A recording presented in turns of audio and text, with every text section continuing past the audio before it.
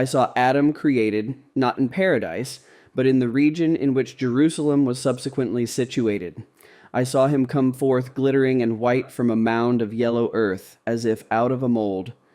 The sun was shining, and I thought, and I was only a child when I saw it, that the sunbeams drew Adam out of the hillock. He was, as it were, born of the virgin earth. God blessed the earth, and it became his mother. He did not instantly step forth from the earth. Some time elapsed before his appearance.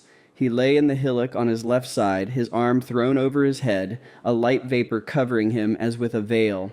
I saw a figure in his right side, and I became conscious that it was Eve, and that she would be drawn from him in paradise by God.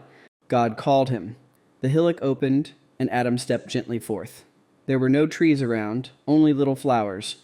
I had seen the animals also, coming forth from the earth in pure singleness, the females separate from the males. And now I saw Adam borne up on high to a garden, to paradise. God led all the animals before him in paradise, and he named them. They followed him and gamboled around him, for all things served him before he sinned. All that he named afterward followed him to earth. Eve had not yet been formed from him.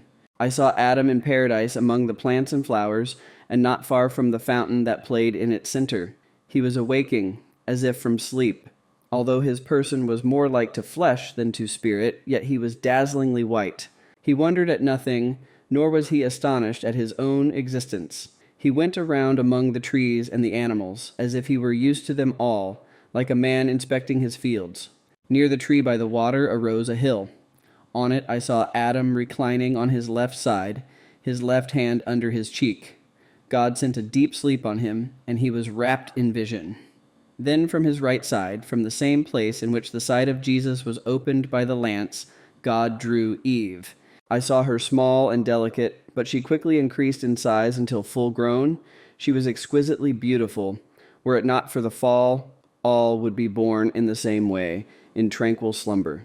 The hill opened, and at Adam's side arose a crystalline rock, formed apparently of precious stones. At Eve's lay a white valley covered with something like fine white pollen. When Eve had been formed, I saw that God gave something or allowed something to flow upon Adam. It was as if there streamed from the God-head, apparently in human form, currents of light from forehead, mouth, breast, and hands. They united into a globe of light, which entered Adam's right side whence Eve had been taken. Adam alone received it. It was the germ of God's blessing, which was threefold. The blessing that Abraham received from the angel was one. It was of similar form, but not so luminous. Eve arose before Adam, and he gave her his hand. They were like two unspeakably noble and beautiful children, perfectly luminous, and clothed with beams of light as with a veil. From Adam's mouth I saw issuing a broad stream of glittering light, and upon his forehead was an expression of great majesty. Around his mouth played a sunbeam, but there was none around Eve's. I saw Adam's heart very much the same as in men of the present day, but his breast was surrounded by rays of light. In the middle of his heart I saw a sparkling halo of glory. In it was a tiny figure, as if holding something in its hand.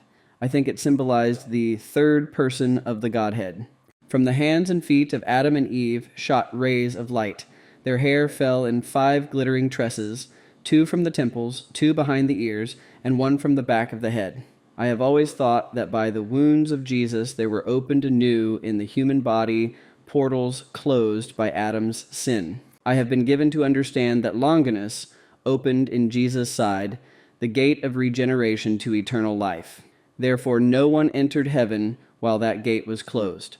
The glittering beams on Adam's head denoted his abundant fruitfulness, his glory, his connection with other radiations. And all this shining beauty is restored to glorified souls and bodies. Our hair is the ruin, the extinct glory. And as is this hair of ours to rays of light, so is our present flesh to that of Adam before the fall. The sunbeams around Adam's mouth bore reference to a holy posterity from God, which, had it not been for the fall, would have been effectuated by the spoken word. Adam stretched forth his hand to Eve. They left the charming spot of Eve's creation and went through paradise, looking at everything, rejoicing in everything. That place was the highest in paradise. All was more radiant, more resplendent there than elsewhere.